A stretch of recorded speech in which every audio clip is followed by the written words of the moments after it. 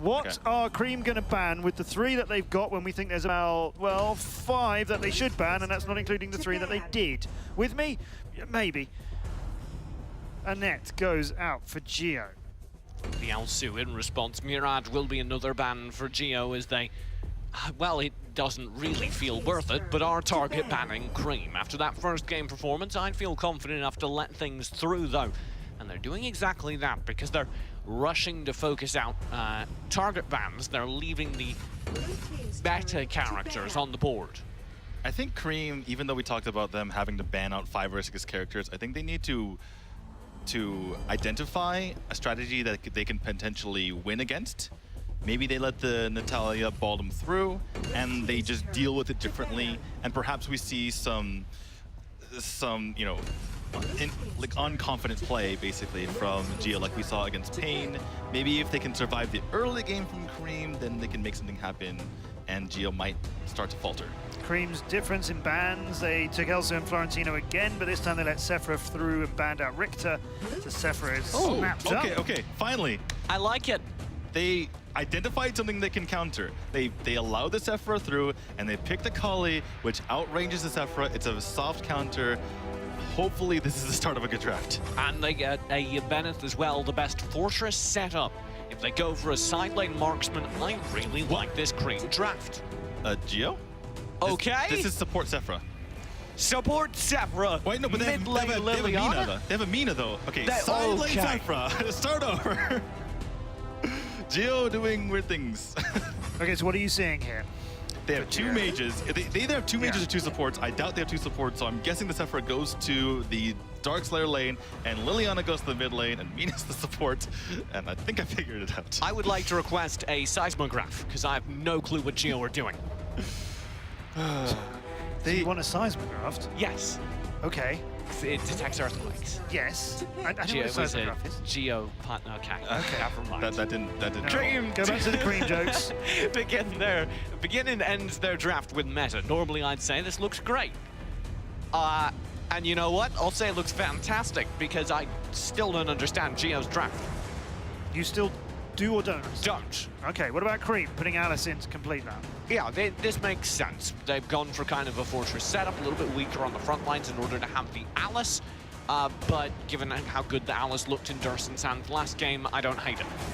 Alice combined with Lindis is usually something we see. Alice combined with Violet's reasonable as well. With the Ethereal Pulse coming out from Kali, I think that Alice will help that quite a bit. She can really chase people down, especially with that Frosty's Revenge. This could be a potential combination that might work for Cream.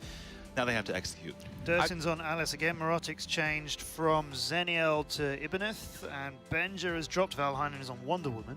I'd like to see this Wonder Woman run in the jungle and Violet in sideline, but it doesn't look like that's what we're getting.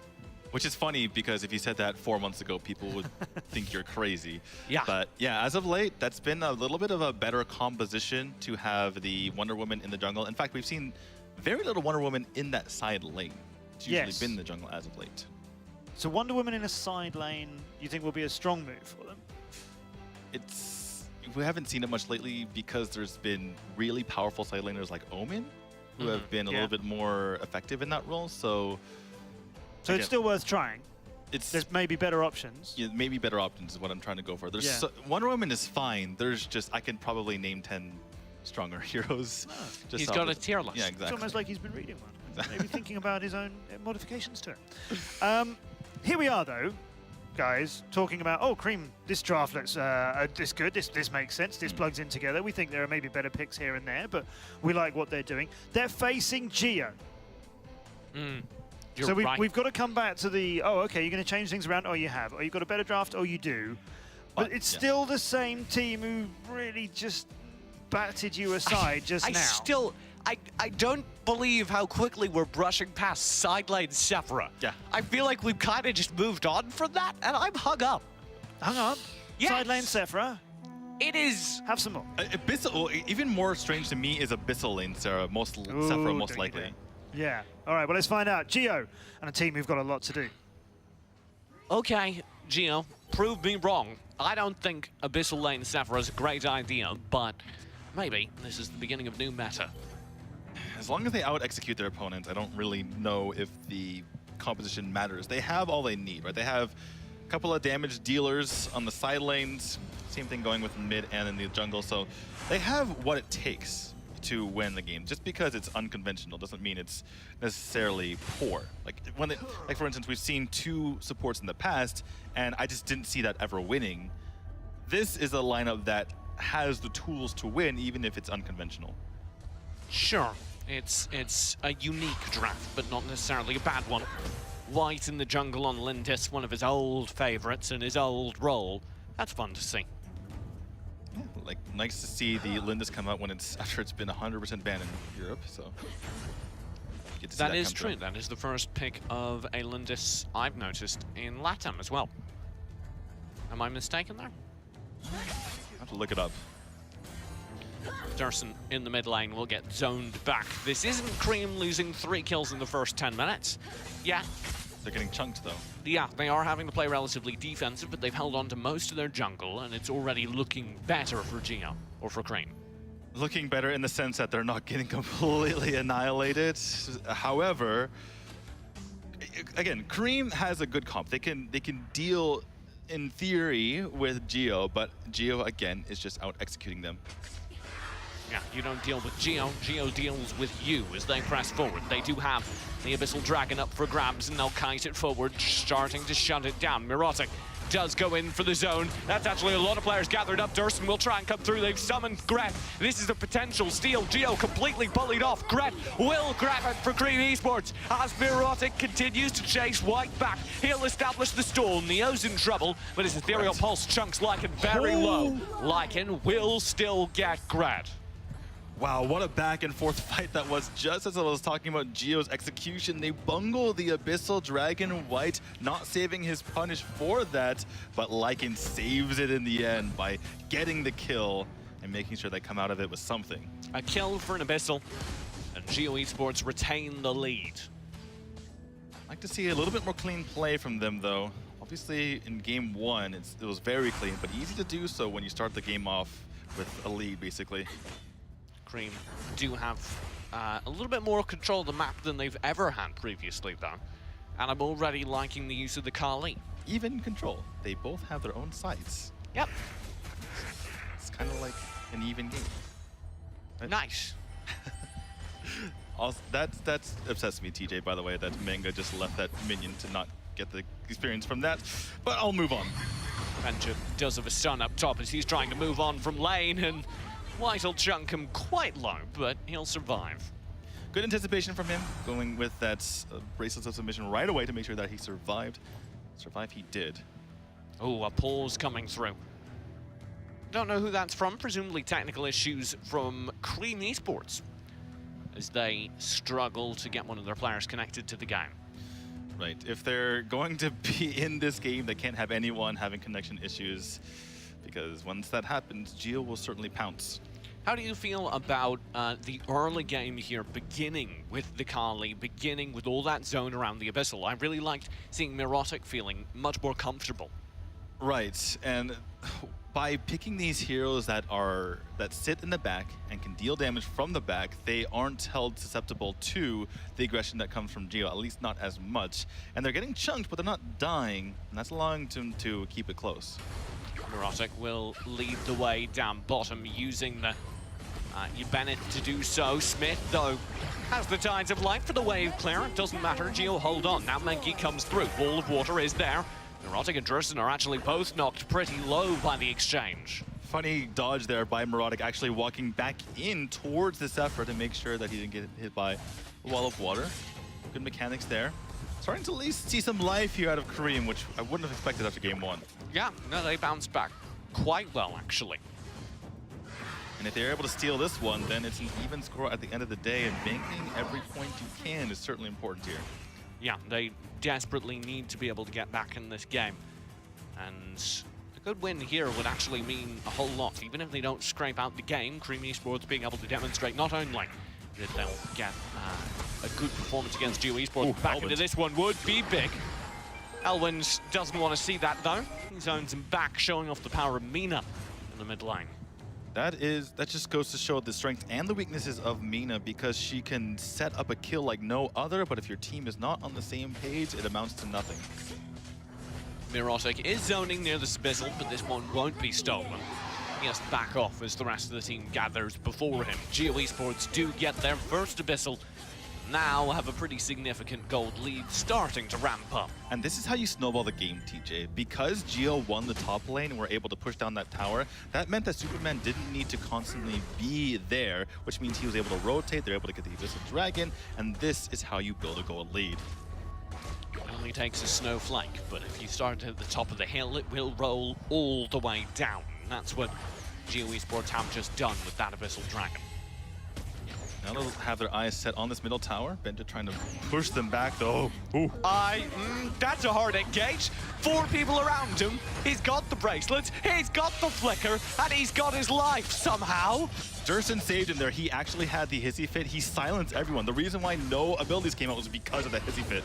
Tides of life at the bottom lane as Cream try and take our earlier advice, focusing down Smith in this tower if they can. But Lycan, he comes through and annihilates them all behind the tower. GeO turn this fight a 2v3 well behind the tower, goes their way.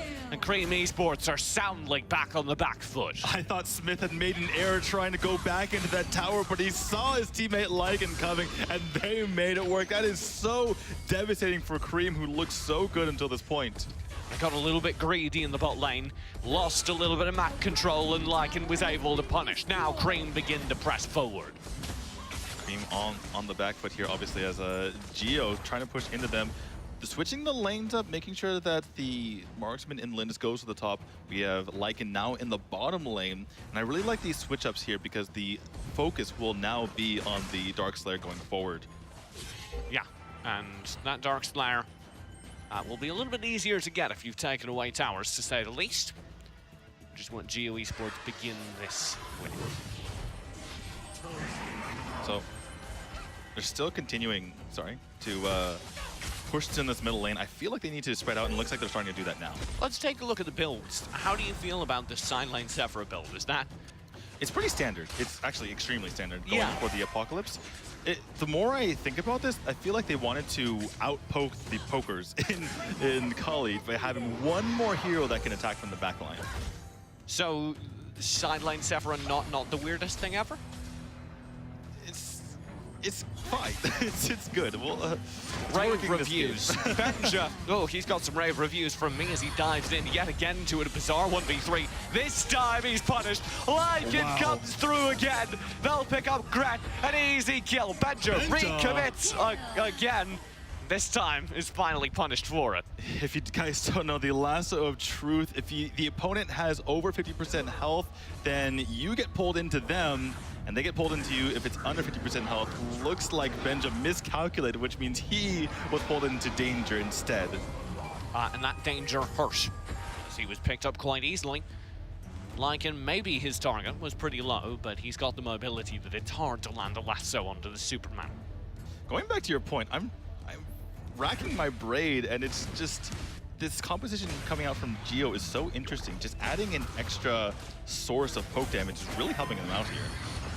Yeah, and it means they could, I think, bait out Cream Esports as well, because the second they ran the Sephira, the Kali came through an answer, and they've got a pretty good response in the Liliana.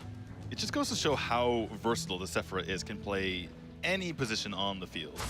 Benja in trouble, will get burned down. 4 players to rotate up, and another tower to fall. GeO are back in that kill grouping mode.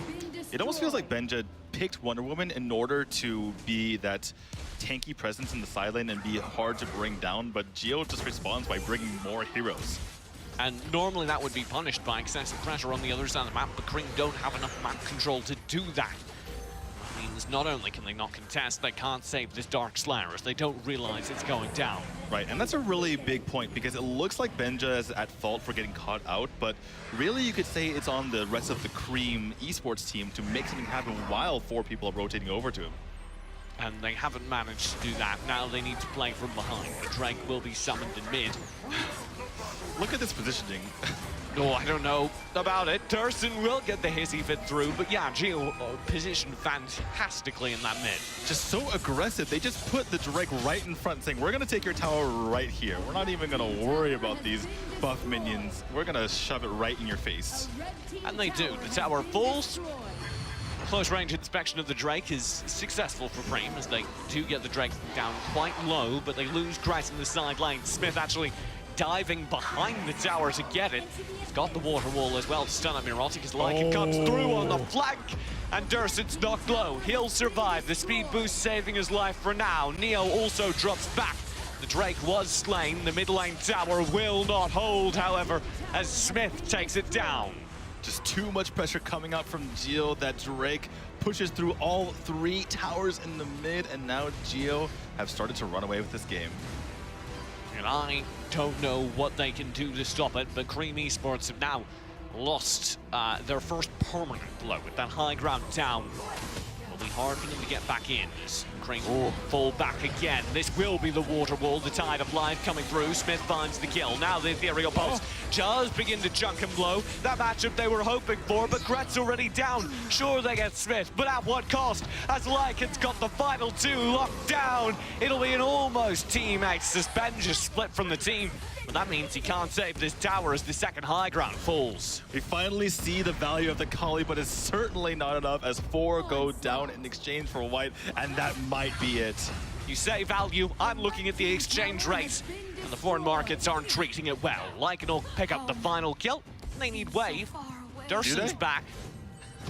They have a lot of heroes that can actually take down the score, but looks like they finally do have the way here. Durson can't do much about it. Gret's back, maybe a save. Cream Esports will try their best. But the tower does fall, and GeO Esports do pick up the 2-0. GeO dominant in game 1, just simply better in game 2. They're able to take that down. TJ, some nice performances from a very unique combination.